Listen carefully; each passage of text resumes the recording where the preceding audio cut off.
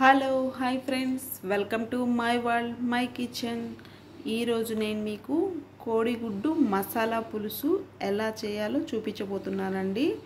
చూడండి ఎంత బాగుందో, అలాగే అంతే టేస్టీగా ఉంటుందండి. ఈ కోడిగుడ్డు పులుసు చాలా టేస్టీగా ఉంటుంది. వీడియో కానీ నచ్చిందా ప్లీజ్ లైక్ చేయండి, షేర్ చేయండి, సబ్స్క్రైబ్ చేసుకోండి. నెక్స్ట్ మనం వీడియోలోకి వెళ్ళిపోదాం. ముందుగా నేను ఒక బౌల్లో ఒక 8 కోడిగుడ్లను తీసుకున్నానండి. వాటిని ఒక గ్లాస్ వాటర్ పోసేసుకొని నిండుగా కోడిగుడ్లు మునిగేంత వరకు వాటర్ పోసి వాటిని ఉడికించుకుంటున్నాను. ఉడికించి పక్కన పెట్టేసుకుందాం. ఆ తర్వాత ఒక గిన్నెలో ఒక నిమ్మ సైజు అంత చింతపండును వేసి కడిగి నానబెట్టేసుకుంటున్నామండి. ఆ తర్వాత ఒక ప్యాన్ తీసుకొని అందులో ఒక 2 స్పూన్స్ ఆయిల్ వేసుకున్నానండి. ఇలా ఉడికించిన కోడిగుడ్లను కొంచెం ఘాట్లు పెట్టేసుకొని మనం ఫ్రై చేసుకుంటున్నాం. ఇందులోనే ఒక 1/2 స్పూన్ పసుపు, ఒక 1/2 స్పూన్ కారం వేసి కొంచెం సాల్ట్ వేసి వీటిని దోరగా వేయించుకోవాలండి. చూడండి నేను మీకు చూపిస్తున్నాను కదా, ఈ కలర్లో వచ్చేంత వరకు మనం కోడిగుడ్లని మంచిగా చక్కగా ఫ్రై చేసుకొని పక్కన పెట్టేసుకుందాం. ఆ తర్వాత ఇదే ప్యాన్లో ఆయిల్ ఉంది కదండి, సరిపోతుంది. ఇప్పుడు ఇందులో ఒక 1 స్పూన్ అల్లం వెల్లుల్లి పేస్ట్ వేసుకొని దోరగా పచ్చి వాసన పోయేంత వరకు వేయించుకోవాలండి.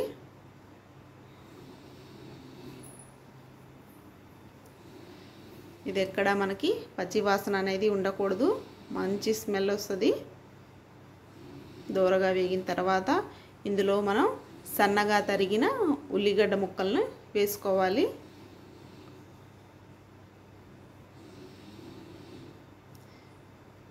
ఇప్పుడు ఇందులో మనం ఒక 2 స్పూన్స్ సాల్ట్ వేసుకుంటున్నానండి. అలాగే ఒక 1 స్పూన్ పసుపు వేసుకొని బాగా కలుపుకోవాలి. ఇప్పుడు దీని మీద మూత పెట్టేసి ఒక 5 మినిట్స్ మగ్గనిద్దామండి. మన ఉల్లిగడ్డలంతా చక్కగా మగ్గిపోతాయి. చూడండి ఒక 5 మినిట్స్ తర్వాత మన ఉల్లిగడ్డలు ఎలా మగ్గిపోతున్నాయో. ఇప్పుడు ఇందులో మనం సన్నగా తరిగిన క్యాప్సికం వేసుకుంటున్నానండి. అలాగే ఒక 2-3 పచ్చిమిర్చి ముక్కలను కూడా ఇందులోనే వేసుకొని చక్కగా కలుపుకొని మరొక్కసారి మూత పెట్టేసుకొని మగ్గనిద్దాం. ఒక 5 మినిట్స్ తర్వాత చూడండి ఇలా మనకి చక్కగా కుక్ అయిపోతుంది కదా. ఇప్పుడు ఇందులో మనం ఒక 2-3 4 టమాటాలు కట్ చేసి పెట్టుకున్నాం కదండి, వాటిని కూడా వేసుకొని బాగా కలుపుకొని మూత పెట్టేసుకుందాం. ఇలా మూత పెట్టుకోవడం వల్ల మనకి టమాటా చక్కగా మగ్గిపోతుందండి.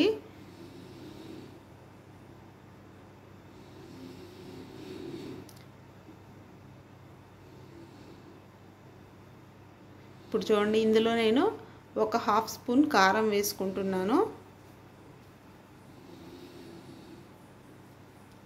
ఇదంతా ఒకసారి కలుపుకొని మళ్ళీ మనం ప్యాన్ పైన మూత పెట్టేసి మగ్గనిద్దామండి.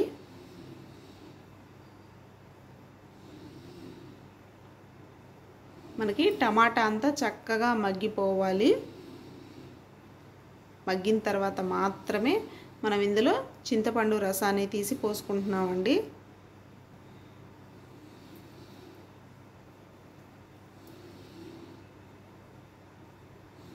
తొక్కనేది ఎక్కడా లేకుండా చింతపండు గుజ్జుని తీసుకొని ఇలా రసాన్ని మనం పోసుకుంటున్నాం.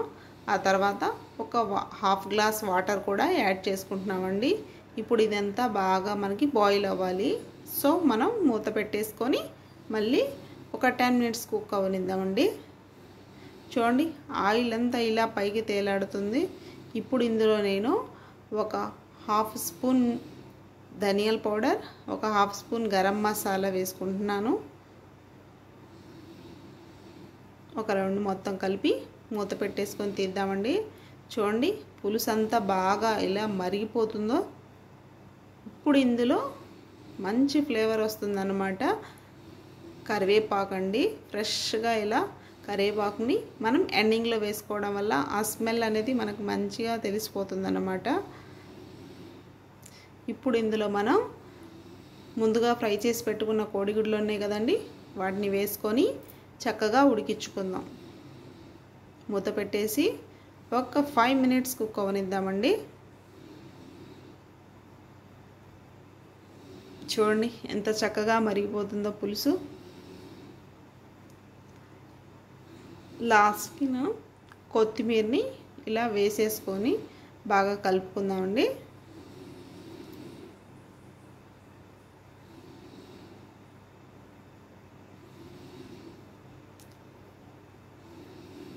చూడండి మూత తీసి చూసామా, పైన ఆయిల్ అంతా ఎలా తేలాడుతుందో. ఇలా వచ్చేసిందంటే మన పులుసు పర్ఫెక్ట్గా మరిగిపోయినట్టేనండి.